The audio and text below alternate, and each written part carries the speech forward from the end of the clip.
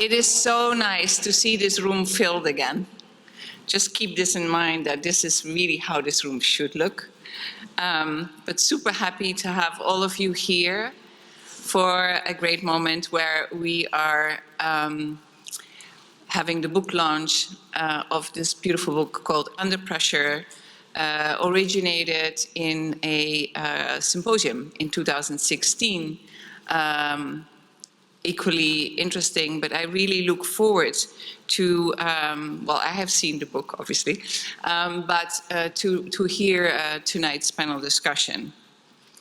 Under Pressure gathers and contextualizes relevant conversations in urban housing unfolding today across architecture through 4 topics: learning from history, changing domesticities, housing finance and policy, and design and material innovation. The essays in this book are complemented by urban housing design studies created by our own 601 students in the studios that year, which serve to contextualize and highlight the most relevant and provocative issues in each project. The result is a multidisciplinary amalgam of research and design intelligence from thought leaders in the fields of architecture, real estate, economics, policy, material design, and finance. Moderating the panel is Hina Jamelle, our director of the UPenn Urban Housing Studios. Hina is also the co-director of the New York and Shanghai-based architectural firm, CAP, Contemporary Architecture Practice.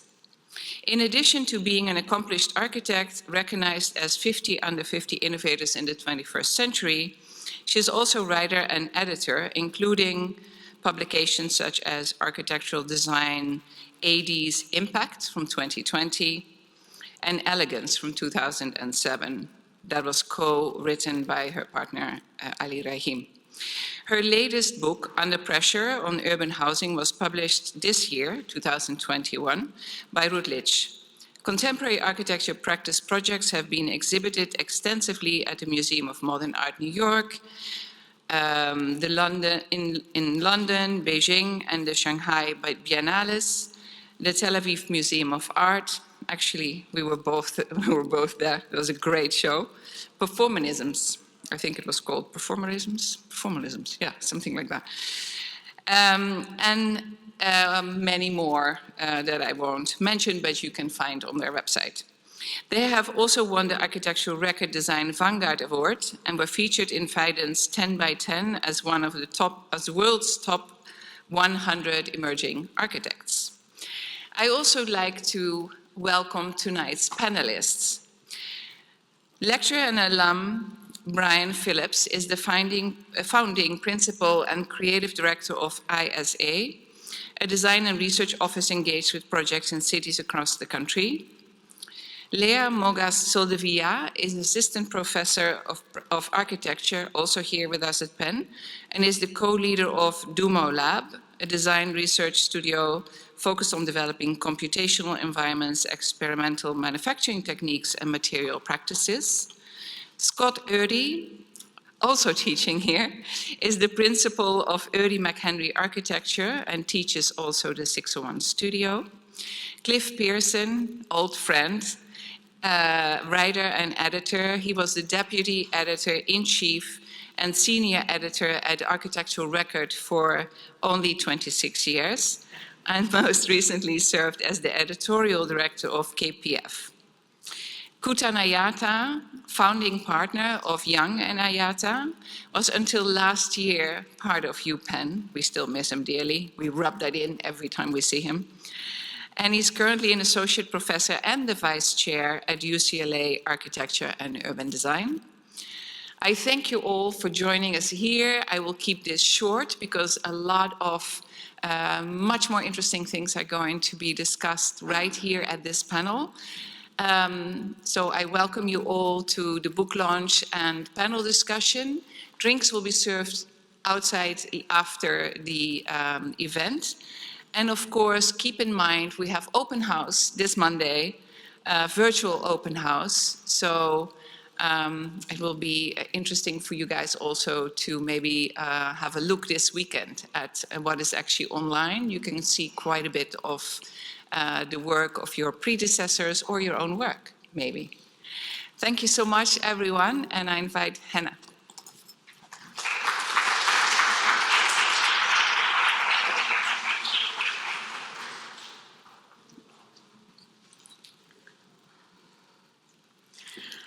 Hello, everyone, and thank you very much for coming.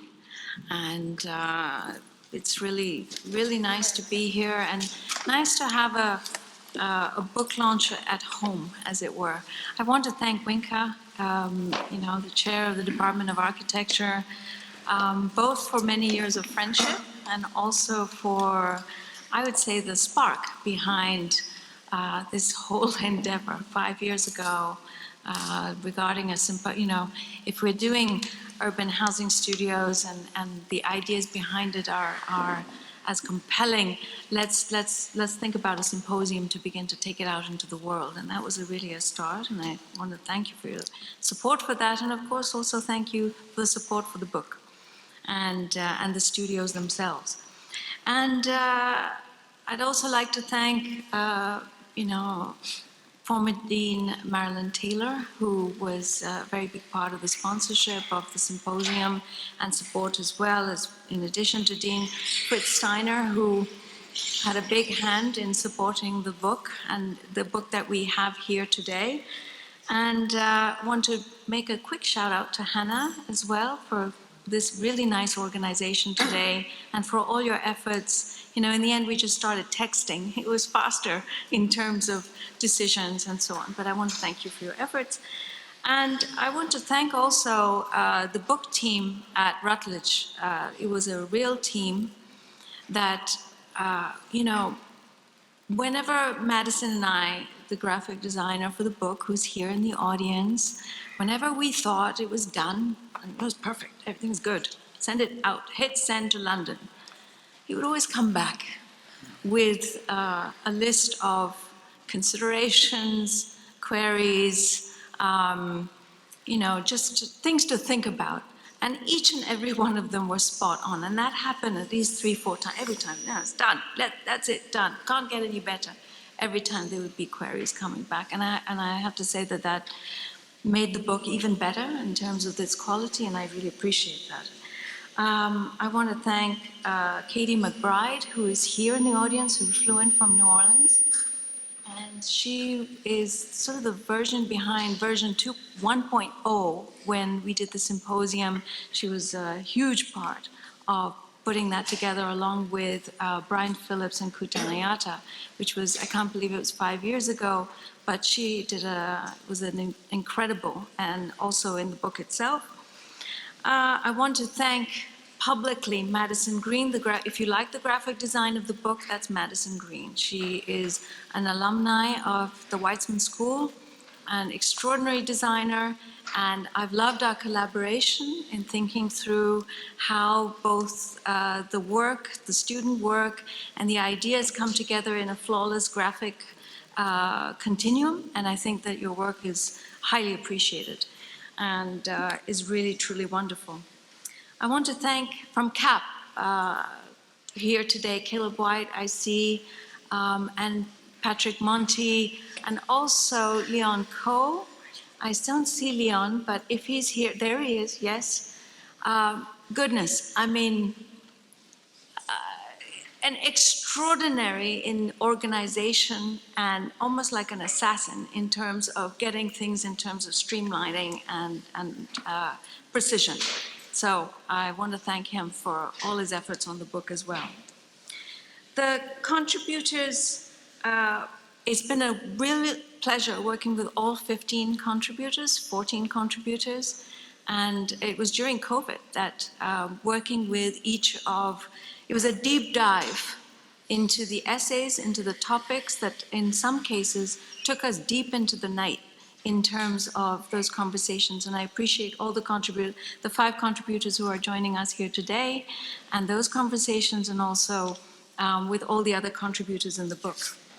I also want to thank last but not least, the Urban Housing 601 critic team at the University of Pennsylvania. It is a teaching team second to none. I think that keeps setting the bar high. Jonas Kosmeyer, Gisela Bowerman, Brian Phillips, Scott Erdy, and it's been a pleasure, and it continues to be a pleasure in setting that bar the way we do. So with that, I'll start by saying, well, under pressure. Being under pressure suggests something compelling is at stake. And urbanization has brought pressure to bear on housing and the way we live. So the number of megacities, now megacities are cities with more than 10 million inhabitants, have nearly tripled between 1990 and 2020. Just think about that. It's a trend that is expected to continue and increase, and these rapid expansions are placing increasing demands both on resources and the urban centers that they find themselves in. Now, one could ask the question that given the COVID-19 pandemic, is this a trend that's going to continue? Or is there suddenly going to be a change to this kind of acceleration? I would argue that massive crisis tends to accelerate changes that are already underway. And in that case, if you think back in the aftermath of 9/11, for example, if you were to ask anybody to live in a high-rise or to even think about it, it would be unthinkable. But instead, since 2001, Manhattan, for example, has experienced the most prolific period of high-rise residential development to date, including the emergence of an entirely new typology known as the Pencil Tower. On a more global scale, it is very hard to think that the kind of strategies that have been occurring in Asia and in Africa would suddenly stop, which is causing so much prosperity in each of those countries. And so I think that people might, or cities may press pause given the pandemic, but this is a cycle that will continue and a trend that we will continue, and is something definitely that needs both thought and inquiry. The industry. Now, when initiating new design ideas, architects often faced with not only code constraints, but also industry limitations. The construction industry is confronted with high demand and will continue to be under pressure to deliver, yet it is also consistently very slow to change. The construction sector is well behind other fields in innovation spending. Typically, they spend just about the research and development runs less than 1% of revenue. If you compare that to the automotive industry of 3.5%, or even the aerospace industry of 4.5%, it makes a big difference. Individuals. The shifts in the global economy, the digital economy, have brought in changes like none other. On the one hand, positively thinking, individuals now have flexibility, they have higher incomes, they have flexibility in the amount of time that they're able to spend and have more control over their time. And what was once commonplace only with, say, tech companies is now common across all industries. On the other hand, on the flip side, this means a great deal of pressure on people who are now plugged in. Think about it. 24/7, we're plugged in, we're looking at our phones, and we're constantly working. Now, what does that do to the individual in terms of if you're working at home? These are housing units or housing apartments that haven't been built for that. What does it mean in terms of the family structure? What does it mean for new ways of living in urban society?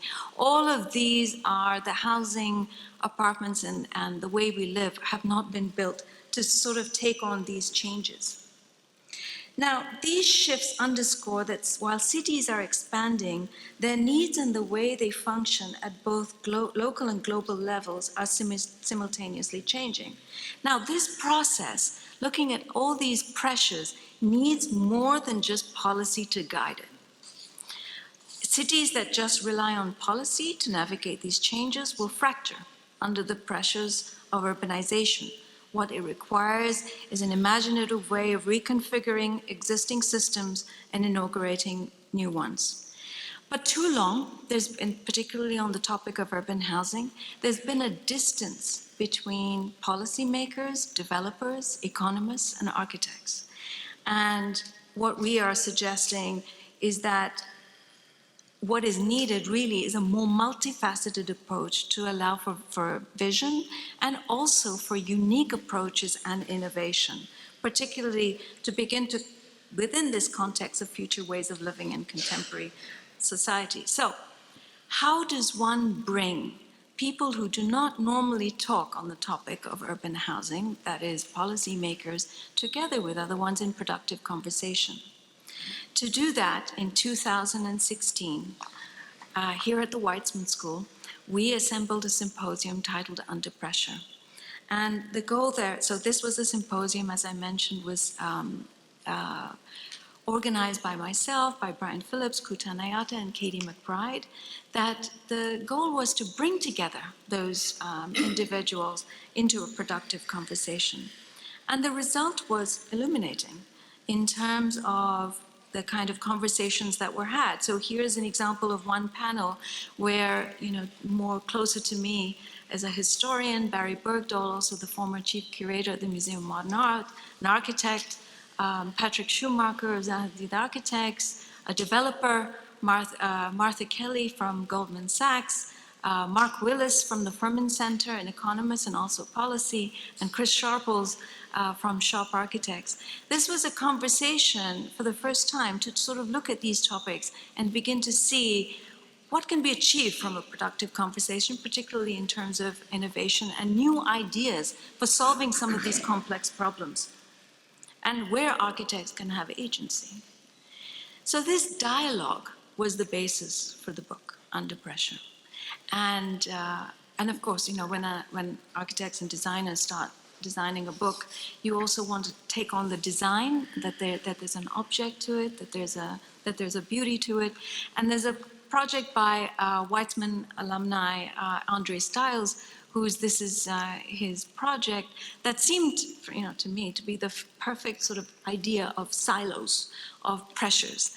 And we took that, Madison took that as a starting point for the cover of the design, and she then layered these geometrical studies of lines and line weights to sort of really both accentuate the geometry, but also the layers of the fluctuating pieces that then wrap around the book itself to really come to what we see here. So here you see the lines that begin to wrap the whole book all together in these silos on the design. But the interior of the book, I was really happy that the publisher allowed us for 300 full color pages, immersive images, for 400 illustrations. This was really important, I thought, because the topics in the book are so complex that I really wanted these large images so that people can take in the details, take in the ideas, and really have sort of immersive experience in looking at the images themselves. So I was very happy that they agreed. And in terms of the content of the book, it's organized into 15 essays and 15 studies. The 15 studies are works by the Weitzman School Urban Housing Studios, over 10 years of work that we have been each year. The urban housing studios interrogate important ideas for housing. And we begin to look at new ways of thinking of the unit, of density, of material, of all aspects of housing, that we then began to curate a dialogue between the essays in the book and the associated study that goes along with it.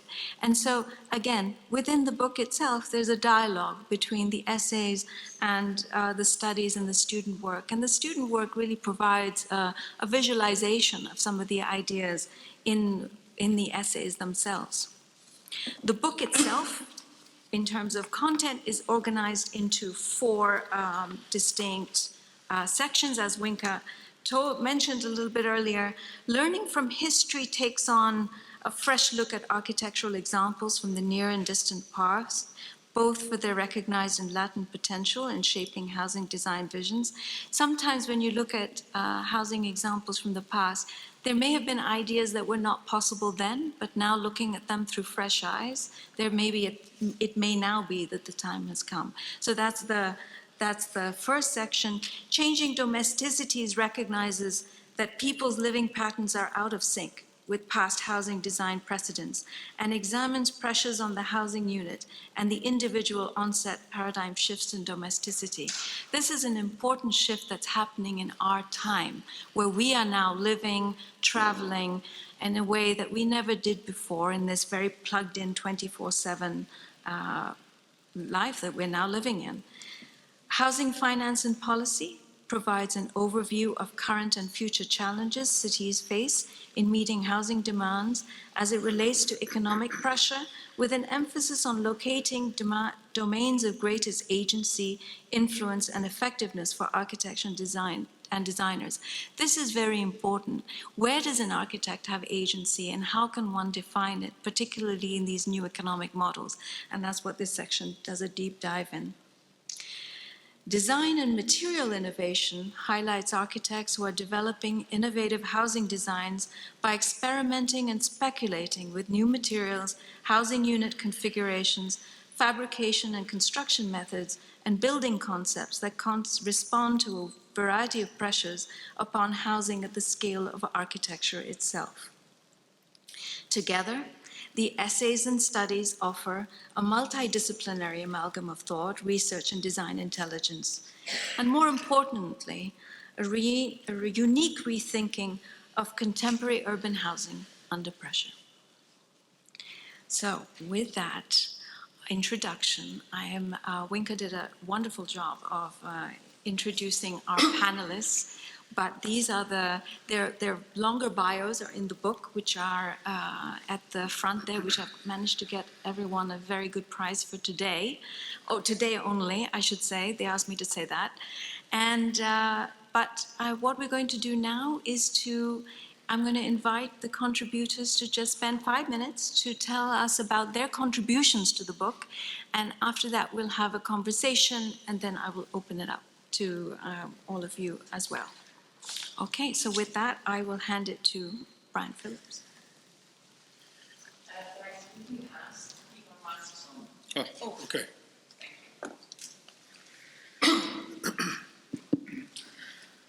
Great. This is not a Zoom lecture, I'm realizing, sitting here in front of you guys, which is really a terrific experience to have again. 5 minutes is an extraordinarily short period of time, and I think it may have been my idea to talk to one slide, which I'm regretting a little bit. I'm just going to throw up a slide here of, well, it's 5, it's 7 slides, but of just images of things that we've been doing in the office as a way to maybe frame some of the topics that are in the chapter or the paper in the book. And I just want to try to make 3 points. I think in contrast to where this started, I'm very interested both in kind of practice and in school to think about local, small-scale interventions. And I think that is it's a piece of the housing sort of investigation that tends sometimes toward large-scale and universalities. But actually, if you think about housing in all cities, the housing tends to look a little different in a lot of those places. And I think it's because it's subject to so many outside forces. Not only is everyone an architect of housing, because many people live in them, and there are unending opinions from everyone about what a house should be and how it can be designed, but I think there's also this idea that government officials, zoning regulators, contractors, developers are all a piece of the conversation on how housing gets done. It's kind of a commodity. I think it's sort of unique a little bit in the architecture world on this front. And I think until we solve for that, if we disagree with how that's working, I think there's an opportunity to engage and to innovate within that imperfect system. And I think that also is sort of a theme I think a lot about, is how we're operating tomorrow in a system that needs to be rethought and rebuilt. But nonetheless, hundreds of thousands of units of housing are going to get built probably this year in America. So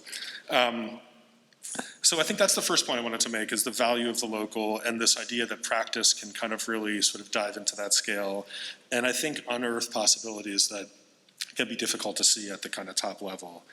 I use the phrase small batch infill in the book, and I think that that really gets at this idea of scale, and I'll just point to the slide a little bit. The top row is 3 recent projects from our office. The left-hand project is a single-family house that's 11 feet wide. The middle project is a 7-unit multifamily building that's 12 feet wide. And the right-hand project is a 11-unit project that's 30 feet wide. They all have their liabilities of context. The one on the right is next to the elevated train. The one in the middle is along the Vine Street Expressway. And they all are trying to make the most of a very fragile piece of ground that has the potential to allow the urban fabric to become attainable to people. And I think that there is a kind of latent opportunity in these sort of tiny scale, sort of marginal opportunities within cities.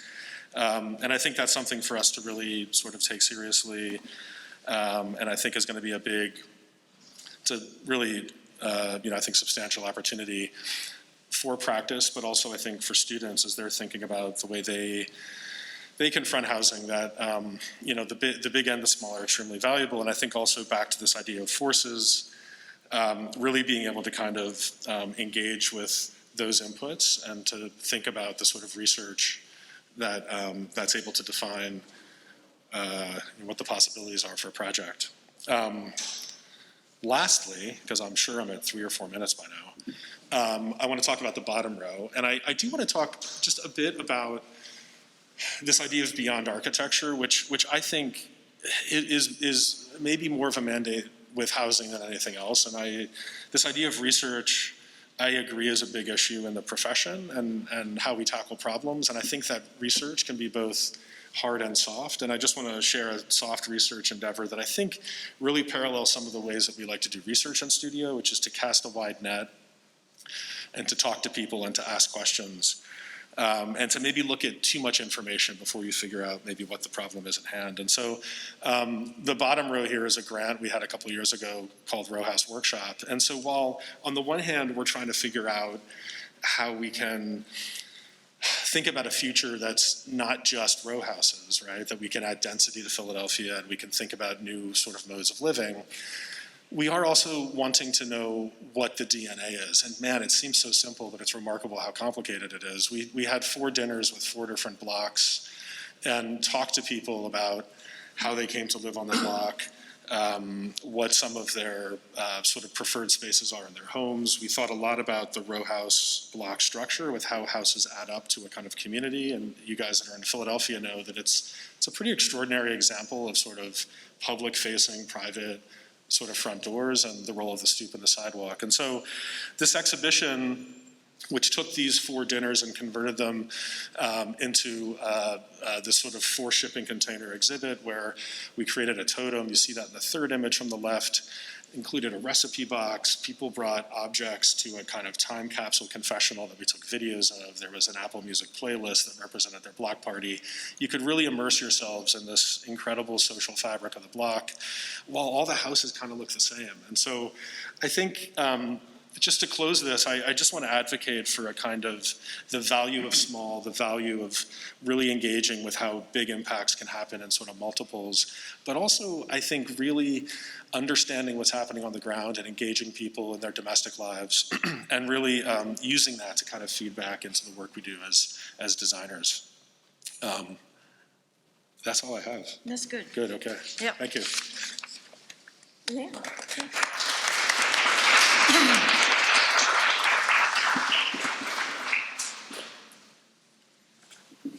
Thank you. You hear me? Yeah. You hear me okay? Okay. So I want to start by, before I go into my slide, which I also made a mosaic to trick the system. This book is very dear to me, both intellectually and personally, and I'm super excited that it came out. In 2016, I stepped for the first time in Philly, UPenn, and Meyerson for this symposium, and I think there everything started. That brought me here. So, I was midway in the research in biomaterials, I showed what was possible then, and then now in the book you'll see what's possible until now, which is pretty fascinating how long we've come. So to me, this is also a celebration. The same room, the same disposition. I think the same seat. So really, really wonderful.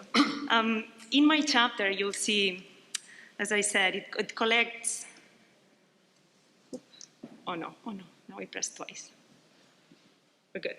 So it collects everything that has happened in this investigation from designers into the world of material science, biomedical engineering, and biomaterial intelligence, looking at how to pioneer these projects that not only modify, also augment, and sometimes substitute entirely those unsustainable materials that we use, that extensively use in housing, such as concrete, glass, or steel. So on the screen, you see a few of the projects that are commented on and inquired. The first one are towers made by mushrooms that are digesting agricultural waste and forming themselves into bricks. So the tower, the brick, totally pre-interpreted by an organism. The second one is a shade made with wood veneer that is able to change shape by tracking humidity of the environment. So now you have ventilation and lighting that is passively acquired by this intelligent material that grows on trees, that is changing its shape to accommodate for that in our indoor spaces. Third one is the concrete embedded with living bacteria that are able to track what's happening when concrete cracks. So the moment the crack is formed and water enters the material, these organisms are able to start excreting calcium carbonate and sealing this crack. So now you have a living material that is able to self-repair, like many things we've seen in organisms and in ecologies around us, and we still are not able to do in our buildings. Well, here. The third one, and this one is one I finished not so long ago, this one is a tapestry that is able to change color by knowing the state of the room. And this is in the Athens Opera House. So it's 3 meters tall, 1 meter wide, and we had 10 of them. And they are able to sense the acidity or the basicity of the environment. And that is a marker that they use extensively in biomedical diagnostics to know about our diet, about our stress levels, and obviously these maps to reading the health of the room, reading the infectious diseases in the room in near future, of course. So these samples just tell us about how to harness material that are made by organisms that are used already in medical and pharmaceutical industries, but that we can program into them not only these new properties to monitor health and self-repair, for instance, but also program the way they are going to biodegrade into the environment, because they all do, not like other materials, the way they will biodegrade and the way they will nourish the earth, and ultimately, of course, ourselves. Thank you. Thank you.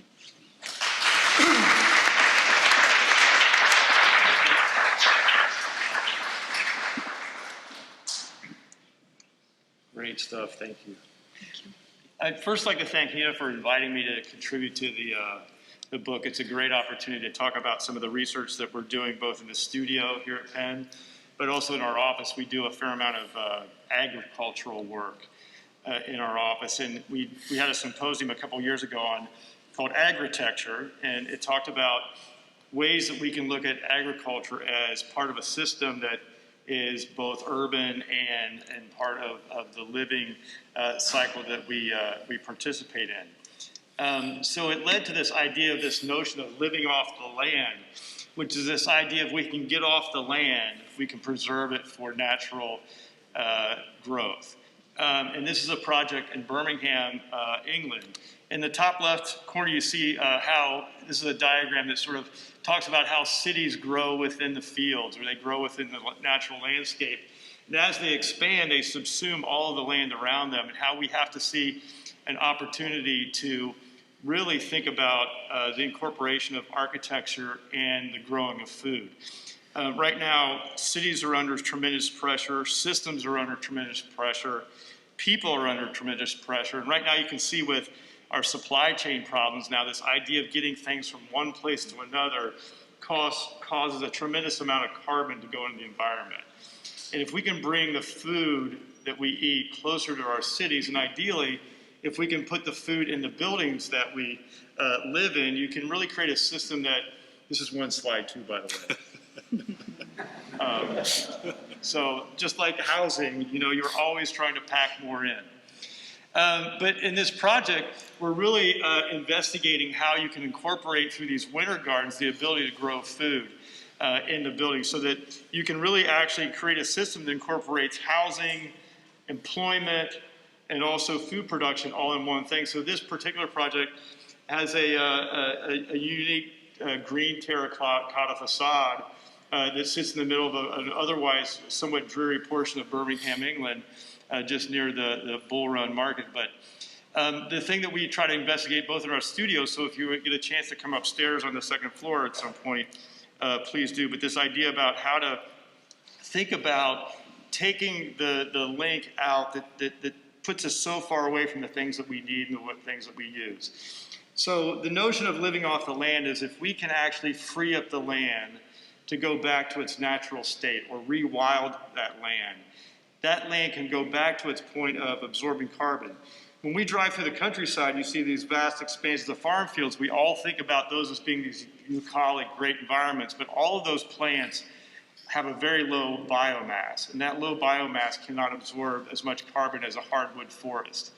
And if you think about our natural habitat and its ability to absorb all the stuff that we're putting into it, it needs that land to do that. And the problem is, you know, the number of people within 50 years that we're going to have to feed in this planet, if we do it the way we currently do, is the size of Brazil. So if you look at the top left-hand corner, imagine taking that much of the earth into new farmland.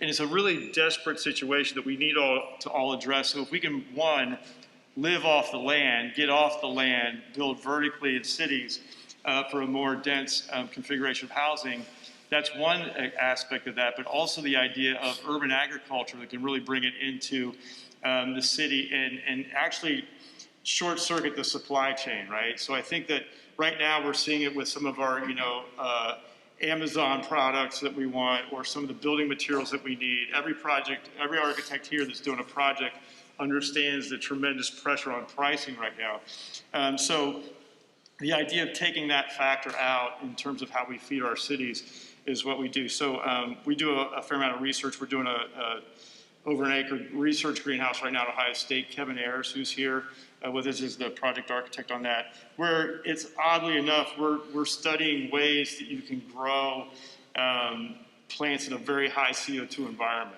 And if you think about why are they doing that, it's frightening.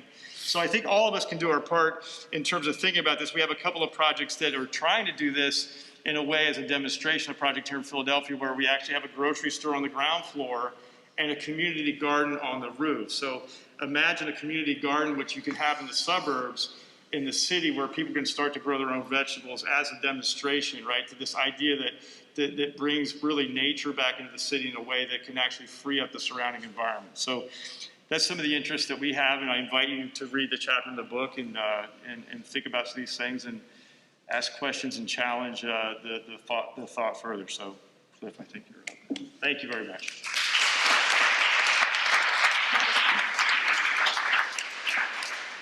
So I guess I don't have to unmute. I'm so used to like, okay, unmute.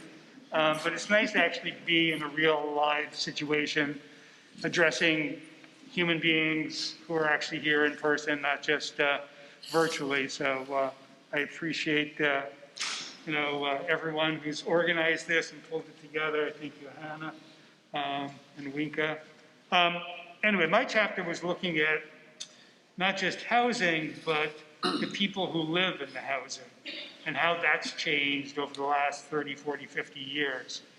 So the American family is not what it used to be. I mean, back in 1990, 40% of the population, the American population, was the nuclear family. So basically a mother, a father, and 2.3 children. So that was 40% of the population in 1990. 30 years later, in 2010, it was only 25%. So it's a radical change. So the groups that have increased are singles. Singles used to represent like 10% of the population. Now they represent 26%, or it went from 16% to 26%. So a huge increase. The number of older people has also increased. The percent of the population that's over 65 is now 17%. In 1990, it was just 10%.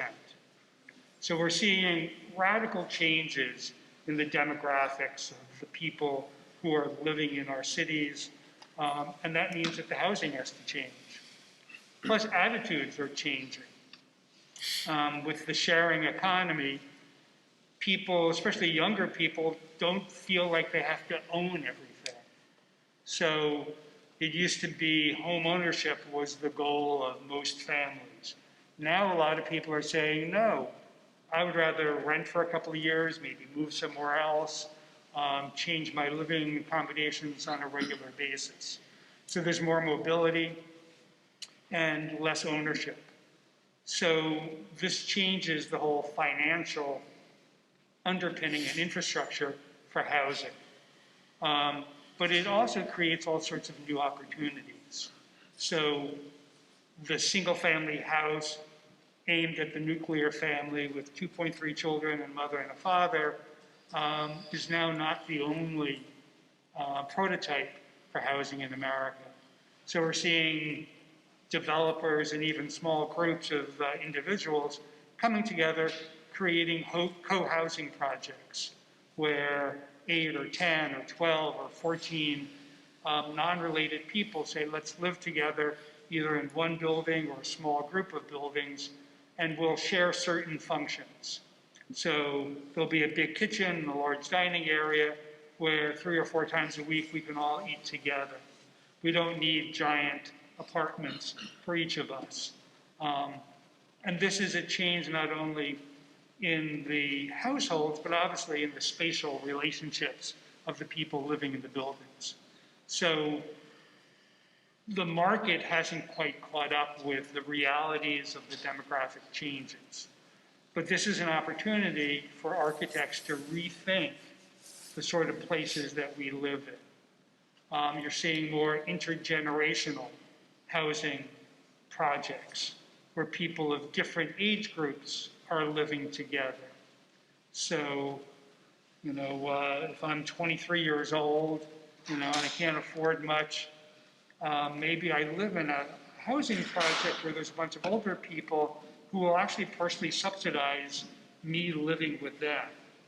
So I get a less expensive place to live, but I maybe have to help out with some of the older people who live there, maybe do some shopping for them or whatever. So there's these sort of relationships that are happening that are affecting the buildings that they live in. Anyway, I think it's really interesting. There's also new types of businesses that are getting into the housing industry. So one of the projects I talk about in my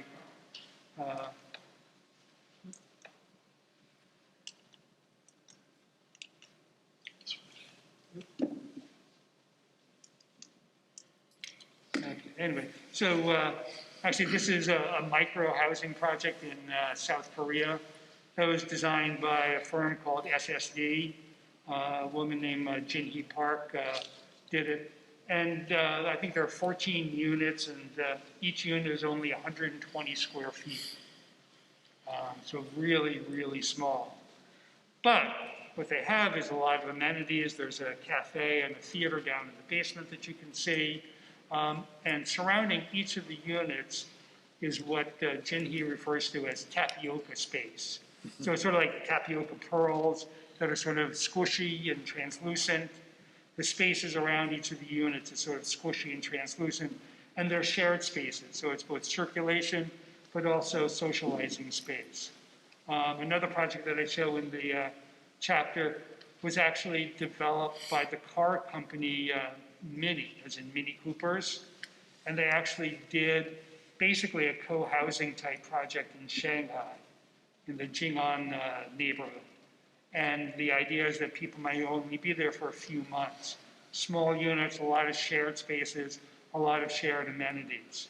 So it's interesting that the changing demographics and the changing needs of the people who are living in these buildings are actually now attracting different sorts of companies.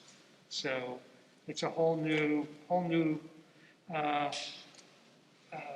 era for, I think, people and for developers and for builders and architects to work with it.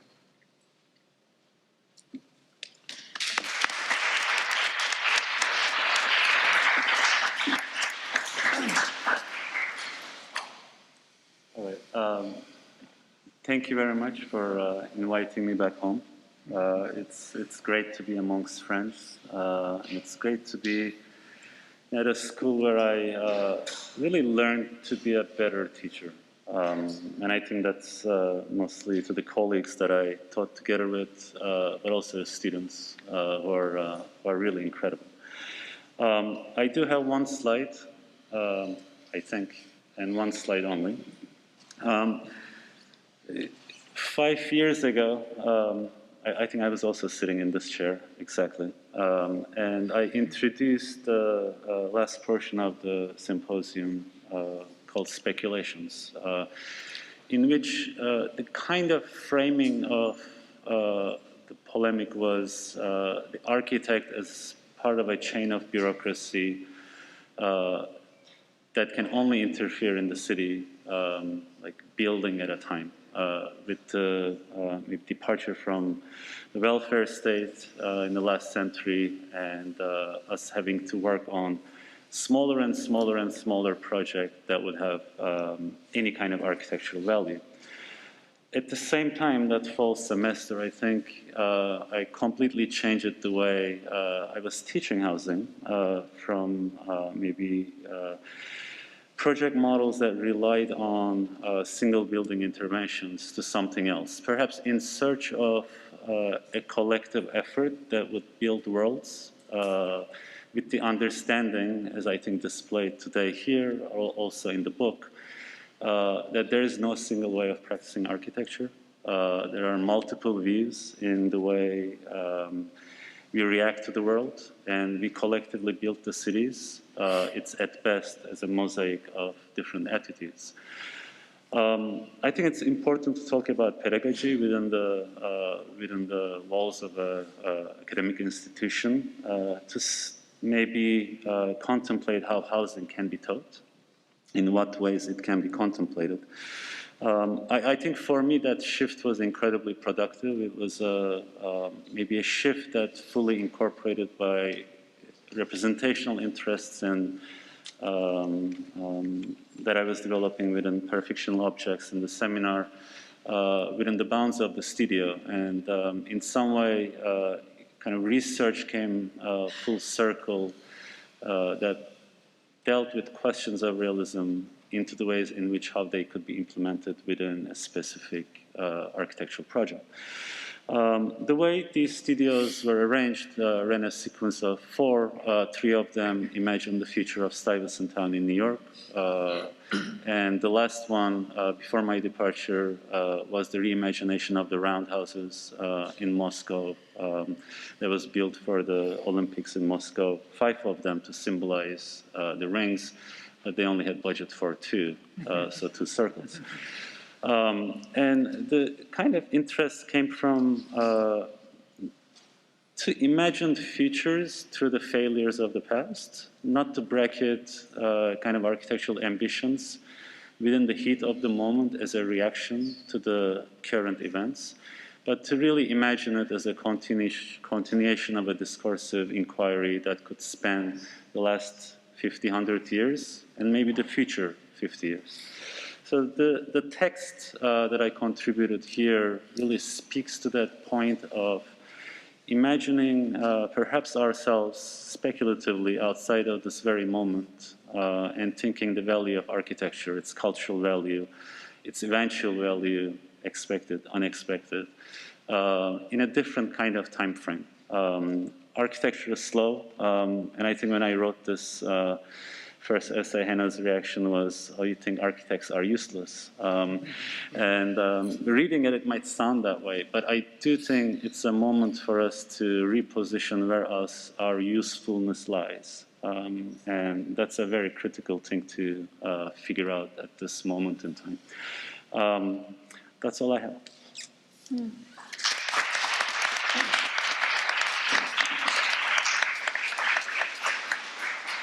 Thank you all.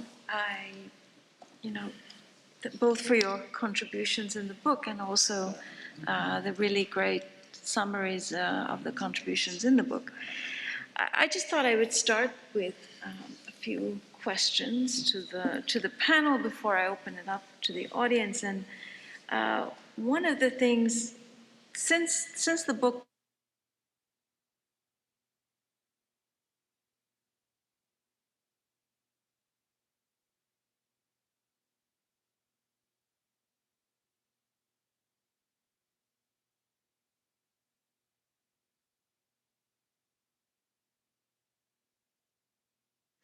and what new challenges and opportunities arise for housing out of these new pressures, do you think?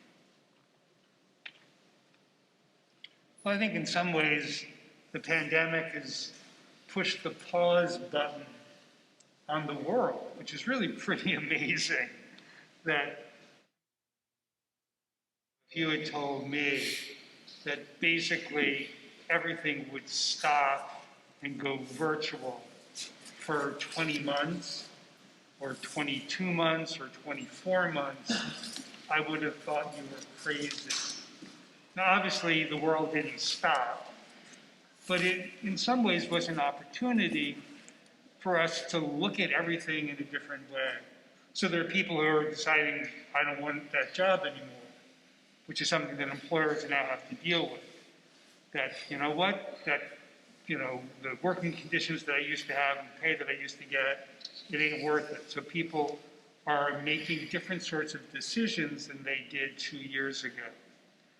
And that creates all sorts of opportunities. It's also revealed all sorts of problems that had always been there in our society, but had been sort of hidden below the surface. So we're seeing all sorts of social issues of homelessness and, you know, discrimination and inequity that have sort of come to the forefront in a way. And while that's difficult, I think it's really important that we confront these issues. And that's an opportunity. Yeah, I mean, Cliff, to pick up on that, I mean, I think something I've thought about in the last couple of years in particular is this combination of climate change and social change. And think about how housing fits into those two conditions, right? Suburban sprawl, the 30-year mortgage, highway subsidy, housing at the front end of dragging the geography out. And then, you know, redlining, all kinds of economic discrimination, poor neighborhoods being built in floodplains, housing again, like sitting at the front line of those issues. And so I think, as we're all thinking about housing, I think we do have to kind of start from that at this point, because I think there's just, the pressure is housing can do something. And I think really the answer is that the things around housing can do something, right? The way we're thinking about it, the way we're locating it, the way we're financing it. But I think it's a real obligation for all of us to kind of contribute to all ends of that equation. And you wonder if the pandemic didn't actually speed up the evolution of certain things too, right? Because I think if you think about we as architects, right, we're crazy hours anyway, and you're emailing somebody that's just waking up and you're trying to coordinate a life that you have with your job and with your, extended friendships. But I think that maybe the pandemic also sped up a new awareness of that kind of reality. I thought it was so funny when you had to unmute yourself, right? Because that's like the term that you're always afraid of hearing on a call, like you're on mute.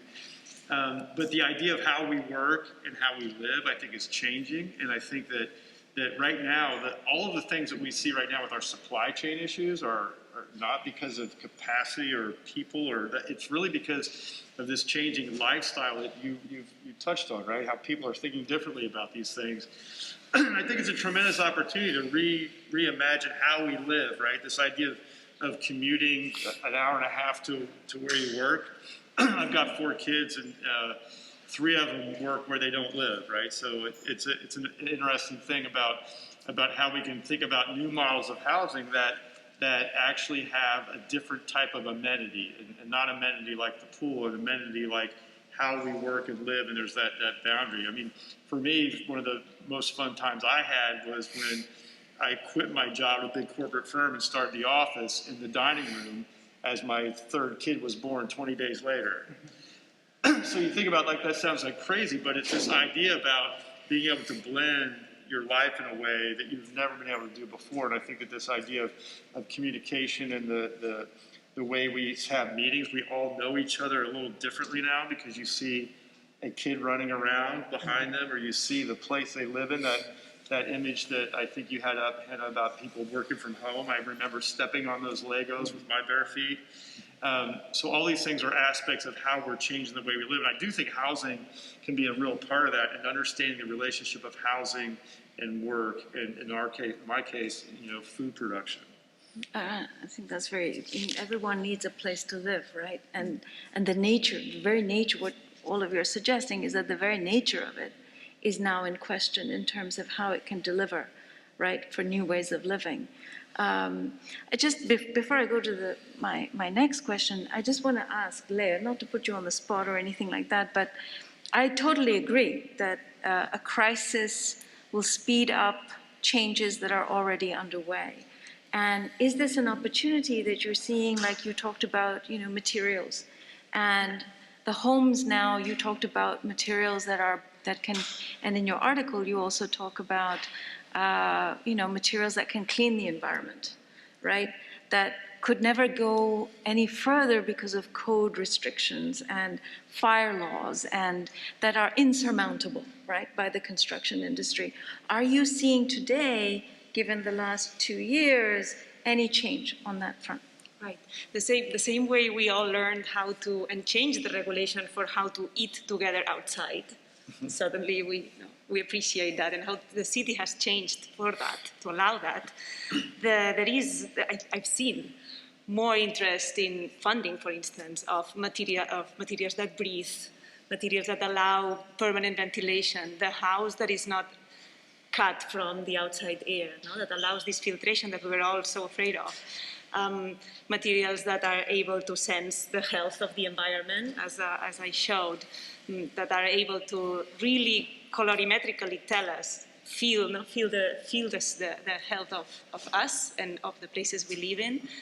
That I've seen an increase in funding, an increase of conferences and gatherings that make scientists and designers meet and find these solutions. I think that's something that's going to happen more and more. Are we any closer with industry? Well, I was talking to Mark Goulthorpe about this. He's trying to figure this out for the carbon house, and some of us are trying to figure this out for, shrimp plastics. It is tough, but I think the more we demonstrate that this is possible from the design perspective, we do pavilions, we do products, we do interventions, the more the regulators are going to see that this has to change. So the fire test doesn't work for carbon, doesn't work for shrimp shell plastic, of course. So it has to change soon.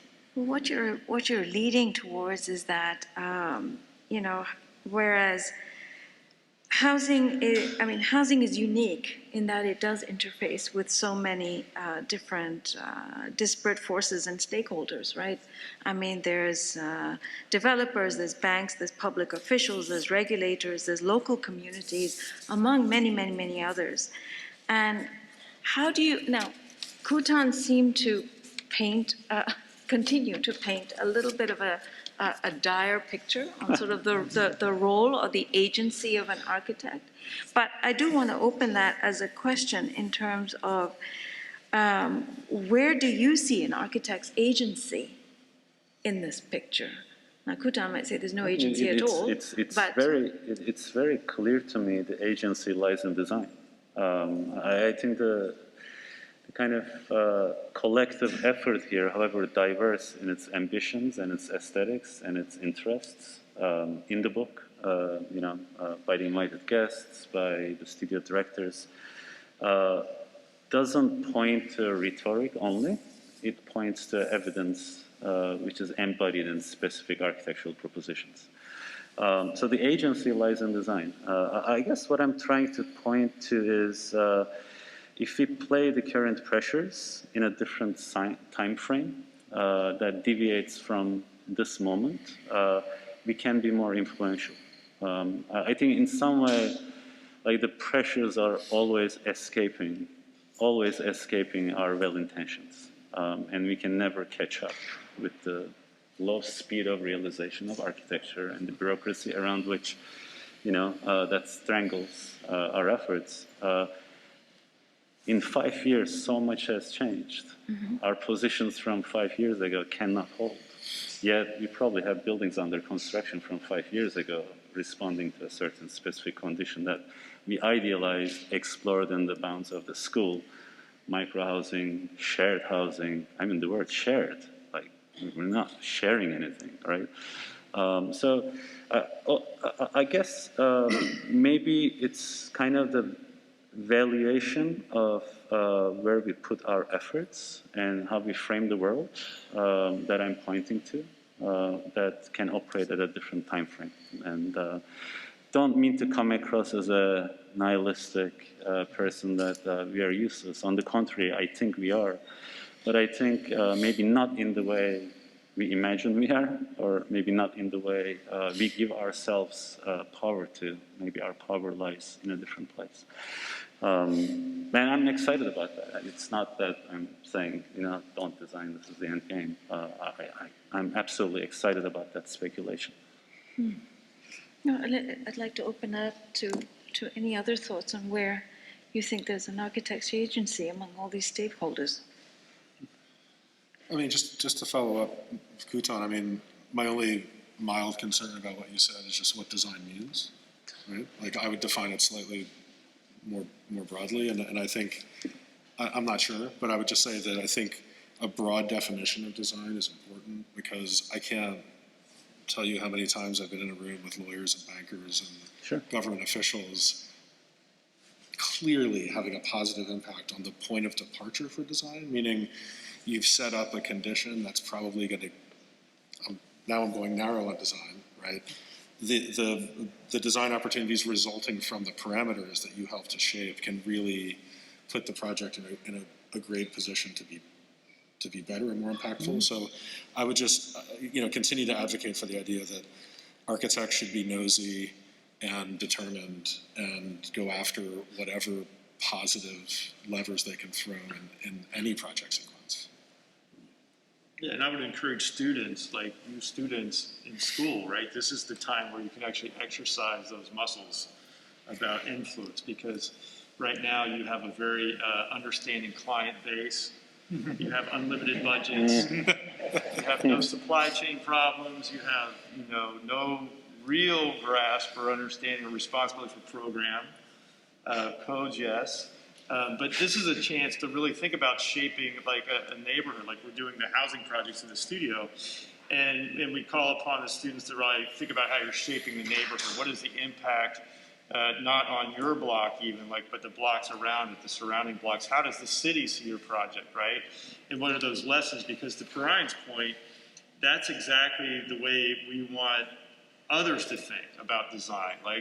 Like some of the most important designers are those that actually fund or finance or organize the projects, right? Because if they are not well equipped to make the decisions that put the architect or put the resident in a position of success, then that's a very bad thing. So we have to educate them, and the way we educate them is to point out, opportunity. And you guys as students, that's what you really need to be driving on in your projects right now. What is opportunity beyond just the program? I think that's a very important and interesting point, because in an architect's agency, for example, if you are designing a residential building, you may not need, you don't need to live there in order to find that as a part of your neighborhood, for example, right? Or something that you recognize as a part of the cityscape and as a part of something that you recognize on a daily basis. So there is that community aspect in terms of being able to reach out. And but any other thoughts on where on my question? If not, I thought before I reach out to the audience, there is one question I thought I would pose to the panel, and that is, I mean, the book's organization pairs the student work with realized ideas and projects, and as an organizing principle of the book. Does the book lead to any reflections on the dialogue between academia and practice?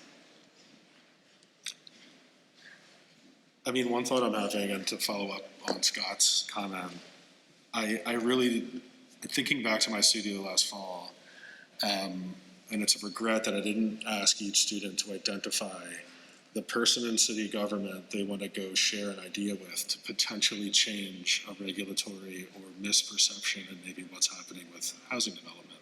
And I do think that the beauty of the book and the beauty of students tackling urban housing is, I think, student thinking, if it is just sort of locked into some kind of known problem or condition, and then goes from there to be wildly innovative and experimental, I think you can really, you can advance the real conversation around housing by sharing that work, finding a way to broadcast that work, because I think students have a kind of, back to their clients aren't a pain in the ass.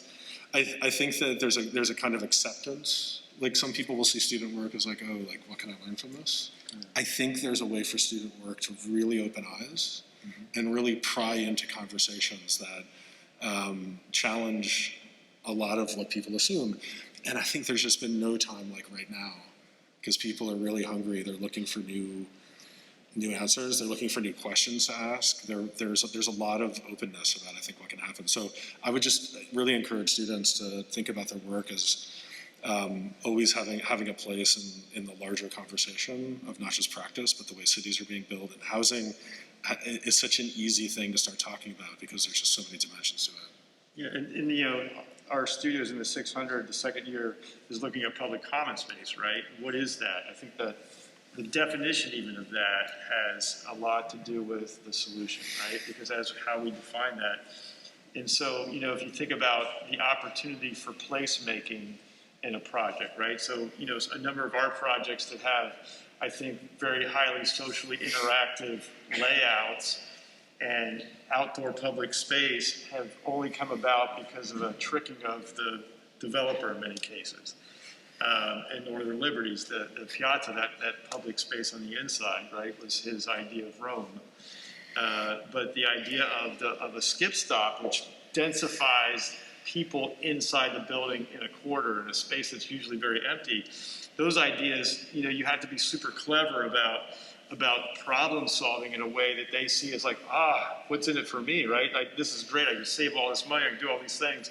Where you guys as the architect, your design problem many times is to define the problem, right, in a way that can have a successful solution. So again, and I think it's a great idea to go around and try to meet with government officials and try to expose them to some things. We have a meeting with a government official tomorrow morning, and I'm looking forward to that conversation as well. So all great things, but as a student, right, this is the time to really exercise your muscle. Actually, from the materials and fabrication point of view as well, I think my currently 3 research students, that I hope we grow, we have conversations on the phone every week with material suppliers, fabricators of parts, and we ask them for another scale of production, for another purity of the material, of the substance, not for medical application, but now for housing applications. Another output, another price, right? We cannot pay the prices that medical and pharmaceutical offices are paying. We need another purity, we need bulk, we need We need agility. We need extruders that are meant for food production that now we transport into fast fabrication of really big pieces. How does that change industry? And they are pretty interested in, in gifting and seeing and getting feedback and supplying that to us and see how we use it so that they can maybe open up another market and serve more designers. So it's been, we hit dead ends, but we've also, from academia, we have reached another sort of practice, which is this supply that can help us advance. And it's been very, very productive. So you're seeing a compression between theory, between practice and academia, which is enlightening. And any other thoughts on the dialogue between academia and practice? Well, but sort of picking up on what Brian and what Scott were talking about, engaging the political realm, I think it's also important for students and architects to engage with the larger culture of what's happening. So over the last 2 years, there's been a lot of talk about causing good trouble. John Lewis said, make good trouble. And I think architects can do that too, and architecture students can do that. Where do you need to make good trouble? What are the problems that haven't been addressed in an appropriate way? And then, stir the pot, make trouble, and, look around you and see what's happening in the larger society and say, well, how can I help that? How can I deal with some of those problems, whether they're issues of, inequity or housing or homelessness or whatever? How can I cause good trouble? I can cause some trouble now. I frankly don't see, and very candidly, maybe the value of trying to get students to do everything all at once in a core education where they're learning to be immersed in a discipline, learning skills, developing kind of conceptual depth, agency. That is not to say it shouldn't be done at some point. I just imagine they don't need to be practice ready and go when they walk out of the doors of the school. Practice is a different beast, and academy is a different beast. And to try to fully immerse them, to me, points to a vocational education that I frankly fear, from the position it's in. I think to maybe realistically say, to become fully agents of what we do in the world takes a long time. And to prime oneself to get ready for that battle with the best kind of facilities and tools to represent, tools to engage different constituencies and learn how to speak to them in a way that makes sense. I think it never makes sense for an architect to speak to a bureaucrat in the language they speak to another architect. That's an immediate failure. But to understand those forces are out there is, of course, important. Is the school a place to kind of, flex that muscle, learn that memory? I'm not sure. I think there's a jury out there, different pedagogies, different techniques, different approaches to this. But I think if we try to keep more and more and more and more into a 3-year education, I think we get a watered down designer and architect at the end. That's my kind of fear, trying to pack everything. I don't think we're that far apart, Kutan. But with that, I think it's been a great evening. But I would like to open it up to the audience in case there's any questions. I'm not sure how you get the questions to us. There's a mic. Okay.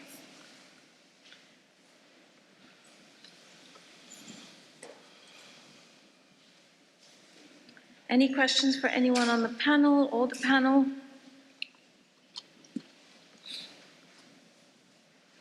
Yes. I think the mic is behind you. Hi. I just have a question for the whole panel in general.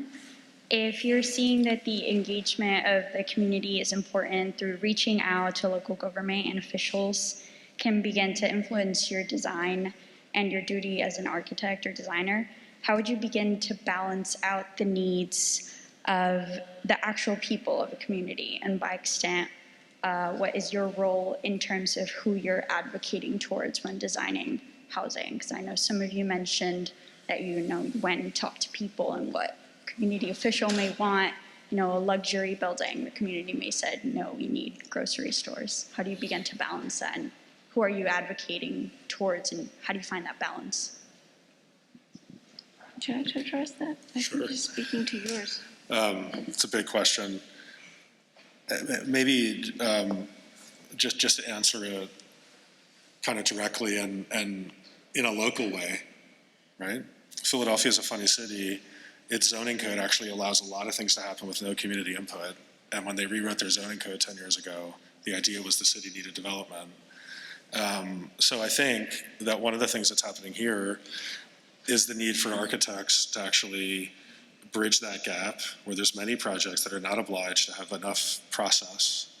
And particularly now, I think, as the city changes, quickly. So the way I answer that is, I think there needs to be an awareness of when it happens and how it happens. And to be advocating for it and to think about the best way to engage. I mean, I think your sort of question about balance, is a tough one, because back to this idea that everybody's a housing architect is complicated, because sometimes, developing housing, which can seem challenging to communities, is a way to unlock affordability and to give more people the chance to live in a neighborhood. So it's extremely complicated, and I think the need for as many voices to be heard early in the process, I think, is a very important thing. And my sort of point starting with Philadelphia is I think sometimes this attempt to do something positive for the greater good of the city can result in unexpected challenges on, for example, the community voice front. Okay. Any other questions? Or if anyone else wants to answer the same question? No. Okay. Any other question for the yes?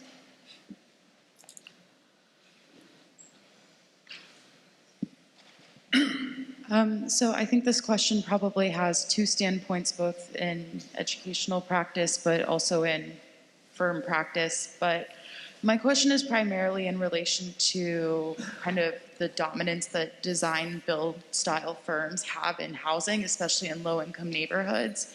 Like I live in West Philly, that's actively getting gentrified, and a majority of the housing that is around me is these giant design build super block type buildings.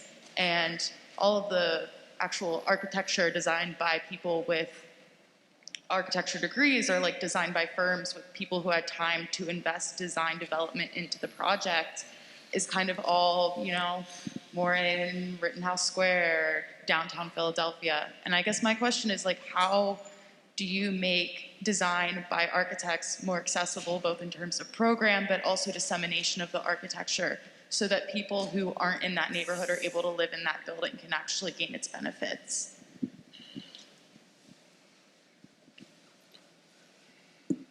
Well, Kutan. You're building big blocks over there.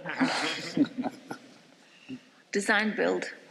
Well, I don't know if it goes in that order. It's more like build design in that sense that you're talking about, right? Because I think that there's a lot of things that, it's really funny. Like the percent that an architect makes on a project is typically less than the realtor makes on the sale of the property, right? And so the architect, you're trying to, and then the developer or the person who's making this big design build block, right? It's all upfront money. The way to solve it is to solve the process of how projects are funded, because typically the funding, when a speculative developer, like the things that you're talking about, are typically speculative developers that don't hold the project. They create an LLC corporation that is for that project. They build the project, they dissolve the corporation. You can't find anybody but the architect, right? who was, you know, the lowest fee guy or woman in the process because they needed to save $8,000 because the pro forma wouldn't work, right? So the problem with that is that the investment of capital in our projects is like very short term. It's not like a 30 or 40 or 50 year term like it is in Europe in terms of the investment in that property. So it's really about the sequence of when the money hits, because the architects are under tremendous pressure to lower their fees to get the job, to try to make a difference.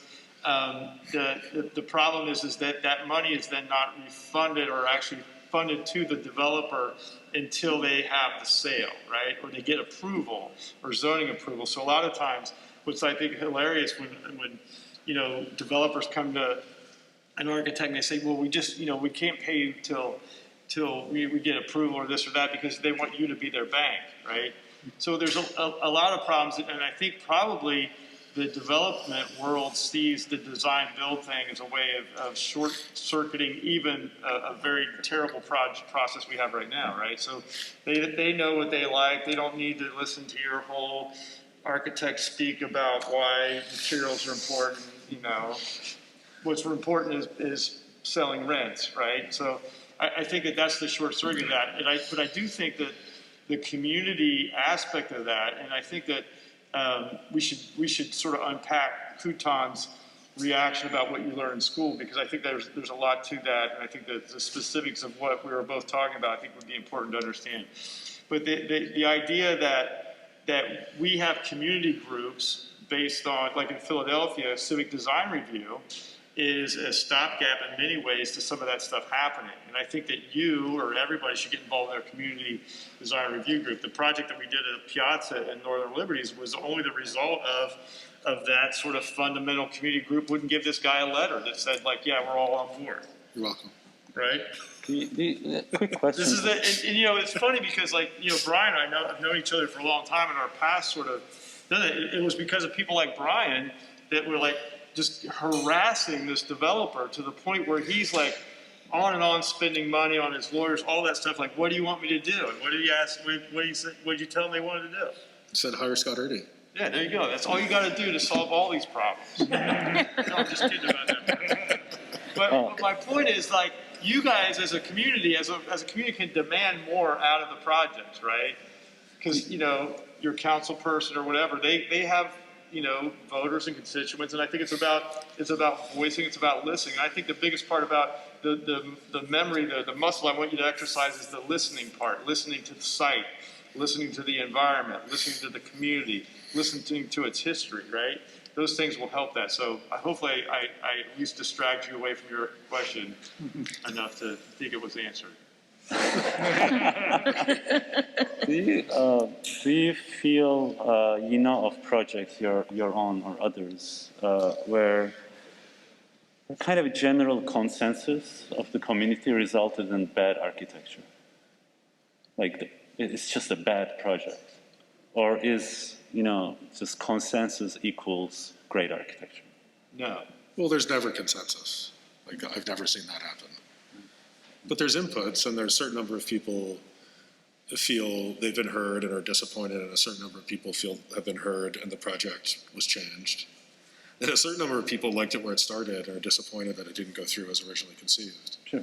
But I'm not sure that it's ever really consensus. It's sort of it's a kind of managed sort of disappointment. I mean, are we then talking about are we talking about then kind of an open process and input, but whether or not it goes one way or another doesn't matter? Conversation, I think. Right. Yeah, but sometimes you need that conversation in order to move the project forward from one phase to another. Sure. Right, and so if you have a consensus and buy-in from those key constituents, then that project that is as it originally designed can move forward, which is an important thing.